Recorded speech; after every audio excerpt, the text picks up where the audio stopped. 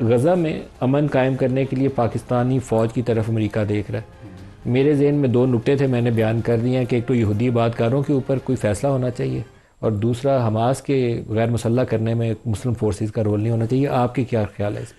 نہیں دیکھیں، اس میں وہاں پہ جو پیس کیپنگ فورسز ہوں گی، جس کا حصہ میری تو یہ رائے ہوگی کہ جتنے بھی مسلمان ممالک ہیں، اگر ان کی افواج یا ان کے لوگ جتنے وہاں پہ زیادہ ہوں گے تو وہ فلسطینیوں کے لیے جو ہے وہ زیادہ اطمینان کا اور زیادہ جو ہے وہ تحفظ کا باعث ہوں گے. اب اگر پاکستانی فورسز وہاں پہ ہوتی ہیں تو وہ اپنے فلسطینی بھائیوں کی براہ راست جو ہے ان کی خدمت، ان کی ریہیبلیٹیشن میں جو ہے جس درد اور جس جو ہے وہ افیکشن کے ساتھ وہ حصہ لے سکتی ہیں، کوئی نہیں لے سکتا. رہی بات کہ یہ حماس کو غیر مسلح کرنا، تو دیکھیں اس معاہدے کے اوپر عمل ہونا ہے. جو بھی معاہدہ ہوا ہے وہ معاہدہ جو ہے وہ حماس نے، اسرائیل نے اور جو عرب ممالک ہیں، غالباً وہ معاہدہ کسی کو کاپی تو شاید اس کی نہیں ہے، یا میں تو نہیں دیکھ سکا. وہ 20 نکات ہیں پبلکلی نون ہے، لیکن اس میں جو چیزیں طے ہیں تو اسی کے اوپر عمل ہونا ہے. کوئی حماس نے اس میں جو اپنے متعلق کمٹ کیا ہے تو اسی کے اوپر عمل ہونا ہے. اسے کوئی بڑھا نہیں سکتا، اسے کوئی گھٹا نہیں سکتا، اور اس معاہدے پہ عمل ہونا ہی جو ہے وہ امن کی ضمانت ہے.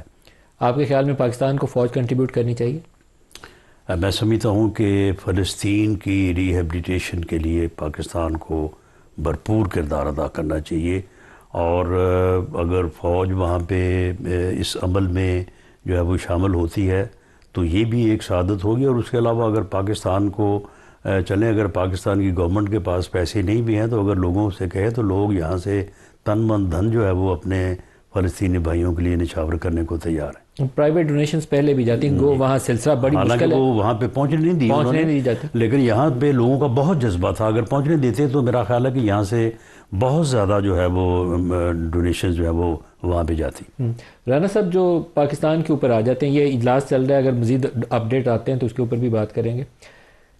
ڈیل اور no deal with P T I, کچھ کیا کہیں گے آپ؟ ڈیل ہے؟ نہیں دیکھیں، ڈیل اور ہائبرڈ جو ہے نا، یہ الفاظ کو ان کے معنوں میں نہیں لیا جاتا، بلکہ اس سے جو ہے نا وہ اور چیزیں جو ہیں وہ منسوب کر دی جاتی ہیں. دیکھیں، جہاں تک تو پی ٹی آئی کو انگیج کرنے کا معاملہ ہے، ان کے ساتھ بات کرنے کا معاملہ ہے، تو اس کے لیے تو پرائم منسٹر نے 3 دفعہ آن دی فلور آف دی ہاؤس بھی ان کو آفر کیا ہے. اور یوم آزادی کے اوپر جو ہے وہ اس وقت بھی عسکری قیادت بھی موجود تھی. اس وقت ان کو کہا کہ آئیں میثاق کے استحکام پاکستان کے لیے اکٹھے بیٹھیں.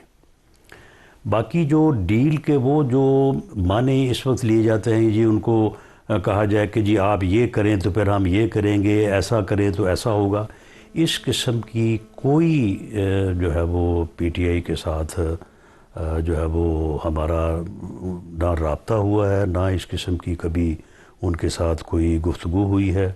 اور جو ہماری انڈرسٹینڈنگ ہے اسٹیبلشمنٹ کی طرف سے بھی قطعاً کبھی اس قسم کی آفر نہ ہوئی ہے، نہ بات ہوئی ہے، اور شاید ہوگی بھی نہیں.